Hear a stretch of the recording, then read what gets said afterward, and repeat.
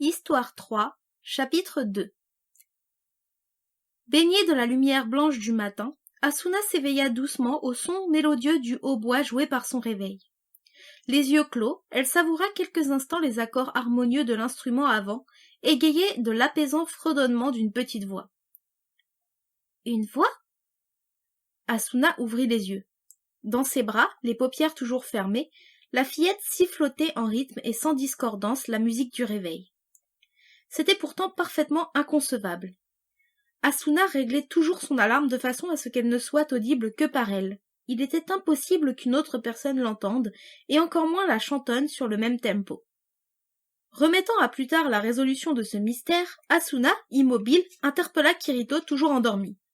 « Kirito, Kirito !»« Salut, qu'est-ce qui se passe ?»« Viens vite voir !» Le garçon s'approcha lentement, faisant gémir le parquet sous ses pieds. « Elle chante ?» s'étonna-t-il, les yeux écarquillés. « Oui, oui !» Tout en la berçant, Asuna appela la petite fille d'une voix douce. « Allez, réveille-toi, ouvre les yeux. » Les lèvres pâles de l'enfant cessèrent de remuer, puis ses longs cils se soulevèrent, laissant entrevoir des pupilles noires embuées qui fixaient Asuna intensément. « Ah, ouh !» bredouilla-t-elle d'une petite voix sublimement cristalline. « Tu es enfin réveillée, tant mieux. Sais-tu ce qu'il s'est passé ?» La fillette sembla réfléchir quelques secondes, puis secoua la tête. « Ah, et ton nom ? Te souviens-tu de ton nom ? Tu pourrais nous le dire ? » Mon nom. Une mèche de cheveux noirs et soyeux vint caresser sa joue tandis qu'elle poursuivit. Yui. C'est mon nom. Yui, comme c'est joli. Moi c'est Asuna, et lui c'est Kirito. Yui se tourna successivement vers eux et annonna. Auna, Kito. L'inquiétude ressentie par Asuna plus tôt dans la nuit la submergea de nouveau. Yui avait l'apparence d'une enfant d'à peu près 8 ans. En considérant le temps écoulé depuis sa connexion au jeu, elle devait donc avoir 10 ans à l'heure actuelle. Mais sa manière de parler correspondait plus à celle d'une enfant découvrant le langage. « Dis-moi, Yui, que fais-tu au 22e étage ? Ton papa et ta maman sont-ils près d'ici ? » « Je sais pas, je ne sais rien, » répondit-elle déconcertée. Après s'être installée à table, elle saisit à 2 mains la tasse de lait chaud et sucré qu'on lui proposait et se mit à boire à petites gorgées. Tout en l'observant du coin de l'œil, Asuna poussa Kirito vers un coin éloigné de la pièce et l'interrogea. « Alors, qu'est-ce que tu en penses ? » Elle semble n'avoir aucun souvenir précis, mais en plus, j'ai l'impression qu'elle souffre de troubles psychologiques. « Oui, je suis du même avis que toi. »« Merde !» s'exclama Kirito en affichant un air profondément triste. « Dans ce monde, j'ai vu pas mal de choses effrayantes et horribles, mais ça, c'est le comble, c'est trop cruel. » Bouleversée, Asuna enlaça Kirito pour le réconforter. « Ça va aller, Kirito. Nous allons sûrement pouvoir faire quelque chose pour elle. »« Oui, tu as raison, » dit-il, un faible sourire aux lèvres. Il revint s'installer à table auprès de la fillette. « Alors, mademoiselle Yui, enfin, je peux t'appeler Yui ?» demanda Kirito d'un air joyeux à l'enfant qui opina du chef. « Bien. Bon, toi aussi tu peux m'appeler Kirito. »« Kito. » Non, c'est Kirito. Kirito.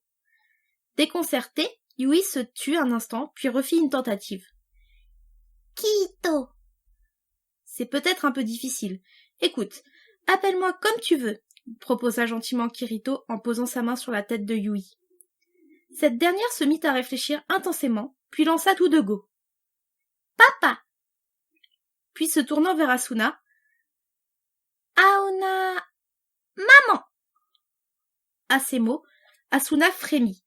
Elle ne savait pas si Yui les confondait avec ses vrais parents, ou bien si elle cherchait désespérément la famille qui lui manquait dans ce monde. Elle ravala ses larmes et hocha la tête gaiement. « Oui, c'est ça, c'est maman, Yui. » Pour la première fois, l'enfant sourit. Ses pupilles noires se mirent à briller d'un éclat soudain, et son joli petit visage s'anima. « Maman !» appela Yui, les mains tendues vers Asuna. Émue aux larmes, la jeune fille souleva la petite de sa chaise et la serra contre elle de toutes ses forces, le cœur empli de sentiments divers, puis elle la réinstalla à table et la regarda se régaler du lait chaud et du petit pain. Lorsque Yui montra à nouveau des signes de fatigue, Asuna se tourna vers Kirito. Je... balbutia-t-elle. Excuse-moi, je ne sais pas quoi faire. Tu aimerais rester ici et veiller sur elle jusqu'à ce qu'elle retrouve la mémoire, non? S'enquit-il d'un ton compatissant. Je comprends ce que tu ressens. J'éprouve la même chose. Mais c'est un sacré dilemme. Cela implique que nous ne pourrons pas faire progresser la quête pendant un bon moment et que du coup, cela prendra plus de temps pour délivrer cette petite du jeu.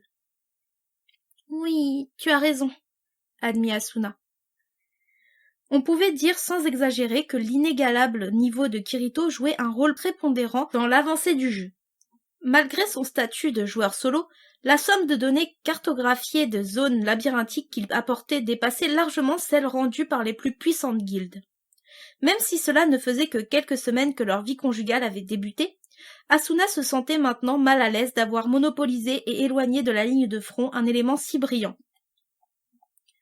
« Tâchons de faire au mieux, déclara Kirito en observant Yui endormie. Allons d'abord voir dans la ville de départ si personne n'est à sa recherche. Elle ne passe pas inaperçue, il y a bien quelqu'un qui la connaît. » C'était certainement la meilleure chose à faire, cependant Asuna ressentait une envie profonde de garder la fillette auprès d'elle. Bien sûr, elle adorait être avec Kirito, mais désormais elle ne voyait pas d'inconvénient à partager son quotidien avec cet enfant qui pourrait être la leur. À cette simple hypothèse... « Qu'est-ce que tu as ?» s'inquiéta Kirito en la voyant rougir jusqu'aux oreilles. « Ah, rien, bon, dès que Yui sera réveillé, nous nous rendrons à la ville de départ. Nous en profiterons aussi pour faire paraître une annonce dans les journaux, suggéra-t-elle en s'empressant de nettoyer la table sans croiser le regard de Kirito. Elle avisa le visage assoupi de Yui et eut le sentiment qu'il reflétait à présent une certaine quiétude. La fillette dormit encore toute la matinée au point qu'Asuna se demanda si elle n'était pas retombée dans un état léthargique. Finalement, elle s'éveilla au moment de passer à table pour le déjeuner. Snobant la tarte qu'Asuna avait spécialement préparée pour elle, elle s'enthousiasma pour le sandwich à la moutarde dans lequel Kirito mordait à pleines dents. « Tu sais, c'est très épicé, » la prévint Asuna, un peu étonnée. « Mais je voudrais le même que papa. » Bien, si c'est ce que tu veux. En définitive, toute expérience est bonne à vivre. Kirito lui rendit un sandwich dans lequel elle mordit sans hésitation. Retenant leur souffle, ils l'observèrent mâcher, puis avaler son morceau avec sérieux.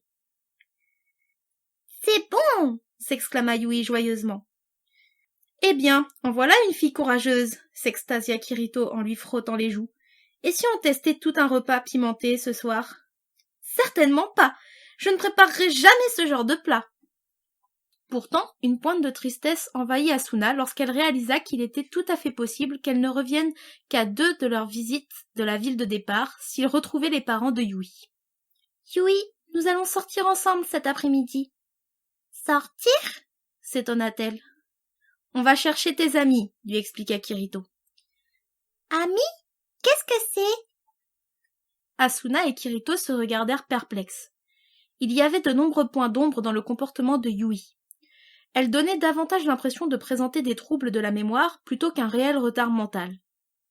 « Un ami, c'est quelqu'un qui peut te venir en aide. Allez, viens, allons nous préparer. » Un peu dubitative, la fillette finit par hocher la tête et suivre Asuna. Sa robe blanche, aux manches courtes, bouffantes, ne se prêtait guère au premier frima. Même si les joueurs ne craignaient généralement pas de s'enrhumer ni de subir des désagréments liés au froid, il était assez déplaisant de se promener dehors en hiver sans être chaudement habillé. Asuna rechercha dans sa liste d'objets un pull qui serait susceptible d'aller à la petite fille. Habituellement, pour s'équiper, il suffisait de vêtir son avatar avec l'item choisi. Dans SAO, il était assez difficile de matérialiser des objets souples ou inconsistants, tels que du tissu ou du liquide. Les vêtements étaient plutôt considérés comme des extensions du corps que comme des objets à part entière. Kirito avait remarqué l'hésitation d'Asuna, s'adressa à Yui. Peux-tu ouvrir ta fenêtre ?» Comme prévu, la fillette ne comprit pas ce qu'il demandait et le fixa d'un air confus. « D'accord. Alors, essaye de bouger tes doigts, comme ceci. » Une fenêtre rectangulaire violette apparut sous sa main. Yui tenta de l'imiter, mais rien ne se passa. C'est probablement un bug du système. Mais ne pas pouvoir ouvrir son statut pourrait s'avérer fatal. Je me demande si on peut y remédier. Tandis que Kirito, soucieux, cherchait une solution au problème, Yui agitait désespérément les doigts de sa main droite devant elle. Agacée, elle essaya avec la gauche. Aussitôt, une fenêtre s'ouvrit. « Ça y est !» s'écria-t-elle ravie. Surprise, Asuna jeta un coup d'œil vers Kirito. Elle ne comprenait plus rien. « Yui, laisse-moi voir !» Elle se baissa, espérant visualiser le contenu de la fenêtre, mais le statut d'un joueur n'étant visible que par lui-même, seul un écran monochrome s'afficha. « Prête-moi ta main, s'il te plaît », dit-elle en saisissant l'index de Yui et en l'utilisant pour cliquer sur la zone où devait se trouver le bouton permettant d'activer le mode de visibilité. De fait, un bip retentit, et l'écran familier surgit devant ses yeux. Évitant de trop s'attarder sur le statut de la petite, car cela aurait été considéré comme une profonde indiscrétion, elle chercha l'inventaire d'objets, mais... Qu'est-ce que c'est que ça ? Normalement, le haut de l'écran se décomposait en 3 zones. Tout en haut s'inscrivait le nom du joueur ainsi que les longues et fines barres de PV et XP. En dessous, à droite, apparaissait la silhouette d'équipement, et à gauche les boutons de commande. On pouvait customiser les icônes à l'infini, mais en aucun cas changer leur disposition. Pourtant, sur la partie supérieure de la fenêtre de Yui, n'était inscrit que l'étrange nom Yui MHCP001. Il n'y avait ni barre de PV ou DXP, ni aucune information relative au niveau et, bien que la silhouette d'équipement fût à sa place, les boutons de commande se réduisaient à Objets et Options. Devant l'air stupéfait d'Asuna, Kirito se pencha aussi pour examiner l'écran. Ce qu'il vit lui coupa le souffle. « Est-ce que c'est aussi un bug du système ?» murmura Asuna. « Je ne crois pas. J'ai plutôt l'impression que cela a été prévu ainsi depuis le début. Merde! Je n'ai jamais autant regretté l'absence d'un MJ qu'aujourd'hui. » Un MJ ne serait pas très utile dans SAO dans la mesure où il n'y a pratiquement aucun bug majeur et que ça ne lag presque jamais. Pas la peine de se prendre la tête pour ça, ironisa Asuna en haussant les épaules. Elle fit glisser dans l'inventaire de Yui le pull rose pâle qu'elle avait posé sur la table, puis en équipa la silhouette. Un tintement se fit entendre et le corps de Yui s'illumina. « Ah !» s'exclama l'enfant ravi en découvrant qu'elle portait maintenant le joli chandail. Asuna compléta la tenue d'une jupe de même couleur, de collants noirs et de chaussures rouges. Radieuse, Yui tirait sur le bas de la jupe et frottait ses joues sur la laine moelleuse de son pull. « Bon, allons-y. »« Oui, porte-moi, papa !» réclama la fillette qui tendait ses bras vers Kirito. « Asuna, tiens-toi prête à te battre. Nous allons rester en ville, mais c'est le territoire de l'armée là-bas, alors on ne sait jamais. »« Oui, tu as raison. Il vaut mieux rester vigilant, » approuva-t-elle en vérifiant rapidement son inventaire. Elle pensait sincèrement que ça serait une bonne chose de trouver un parent ou le tuteur de Yui, mais bien qu'elle ne la connût que depuis un jour, elle ne pouvait empêcher son cœur de se serrer à l'idée de devoir se séparer de la petite fille. Cela faisait plusieurs mois qu'il n'était plus revenu à la ville de départ, au premier étage. À peine sorti du portail de téléportation, Asuna embrassa du regard la grande place et les rues environnantes. C'était la plus grande ville d'Encrade, et, plus que toutes les autres, elle était dotée de toutes les fonctionnalités nécessaires à l'aventure.